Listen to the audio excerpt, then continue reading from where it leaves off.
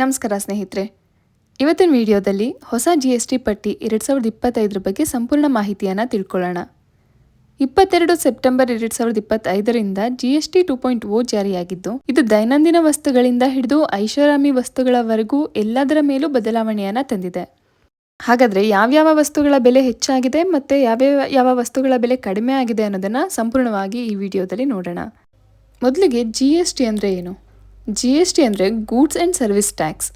ಇದು ಒಂದೇ ತೆರಿಗೆ ವ್ಯವಸ್ಥೆ. 2017ರಲ್ಲಿ ಭಾರತದಲ್ಲಿ ಜಾರಿಯಾಗಿದ್ದು. ಹಿಂದೆ ಅನೇಕ ತೆರಿಗೆಗಳಿತ್ತು, ವ್ಯಾಟ್, ಸರ್ವಿಸ್ ಟ್ಯಾಕ್ಸ್ ಹೀಗೆ. ಆದರೆ ಈಗ ಅದೆಲ್ಲದನ್ನು ಸೇರಿಸಿ GST ಅನ್ನೋ ಒಂದು ಸರಳ ತೆರಿಗೆ ವ್ಯವಸ್ಥೆಯನ್ನು ಮಾಡಲಾಗಿದೆ. ಹಿಂದಿನ GSTಯಲ್ಲಿ 4 ಮುಖ್ಯ ಸ್ಲ್ಯಾಬ್ಗಳಿತ್ತು: 5%, 12%, 18% ಮತ್ತು 28%. ಆದರೆ ಈಗ GST 2.0 ಮೂಲಕ 2 ಪ್ರಧಾನ ಸ್ಲ್ಯಾಬ್ಗಳನ್ನ ಮಾತ್ರ ಮಾಡಲಾಗಿದೆ. 5% ಮತ್ತು 18% ಜೊತೆಗೆ 40% ಸಿನ್ ಗುಡ್ಸ್ ಸ್ಲ್ಯಾಬ್ನ ಕೂಡ ಆ್ಯಡ್ ಮಾಡಿದ್ದಾರೆ. ಸೆಪ್ಟೆಂಬರ್ 22, 2025ರಿಂದ ಜಾರಿಗೆ ಬಂದಿರೋ ಹೊಸ GST ದರಗಳು ದೇಶಾದ್ಯಂತ ಜನರಿಗೆ ಹೆಚ್ಚಿನ ಲಾಭವನ್ನು ನೀಡ್ತಾ ಇದೆ. ಈ ಪರಿಷ್ಕರಣೆ ಸರಕು ಮತ್ತು ಸೇವಾ ತೆರಿಗೆ ವ್ಯವಸ್ಥೆಯನ್ನು ಸರಳಗೊಳಿಸಿ ಜನರ ಜೀವನವನ್ನು ಸುಲಭಗೊಳಿಸ್ತಾ ಇದೆ. ಹೊಸ ಪಟ್ಟಿ ಪ್ರಕಾರ 0% GST ಅಡಿಯಲ್ಲಿ ಬರುವಂತಹ ವಸ್ತುಗಳು ಅಕ್ಕಿ, ಗೋಧಿ, ರಾಗಿ, ಜೋಳ, ಹಾಲು, ಮೊಸರು.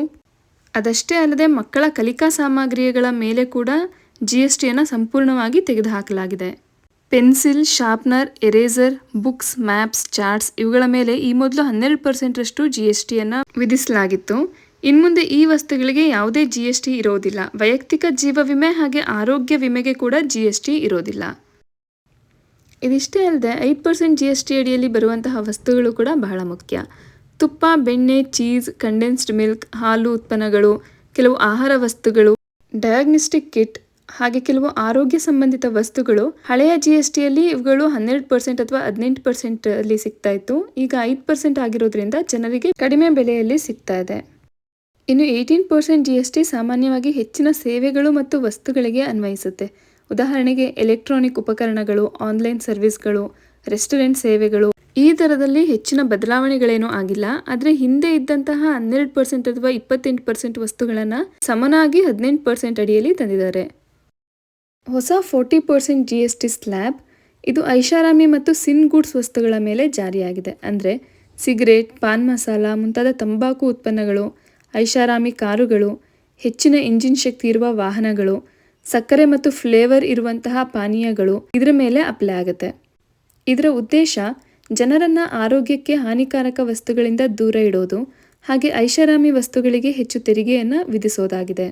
ಈ ಬದಲಾವಣೆಯಿಂದ ಶಾಲಾ ಸಾಮಾನುಗಳು, ಹಾಲು ಉತ್ಪನ್ನಗಳು ಹಾಗೆ ಕೆಲವು ಆಹಾರ ವಸ್ತುಗಳು ಕಡಿಮೆ ಆಗಿದೆ. ಆದರೆ ಸಿಗರೇಟ್, ಐಷಾರಾಮಿ ಕಾರುಗಳು, ಸಕ್ಕರೆ ಭರಿತ ಪಾನೀಯಗಳು ದುಬಾರಿಯಾಗಿದೆ. ಹಾಗಾಗಿ ಇದು ನಿಮ್ಮ ಖರ್ಚಿನ ಮೇಲೆ ನೇರ ಪರಿಣಾಮವನ್ನು ಬೀಳಲಿದೆ.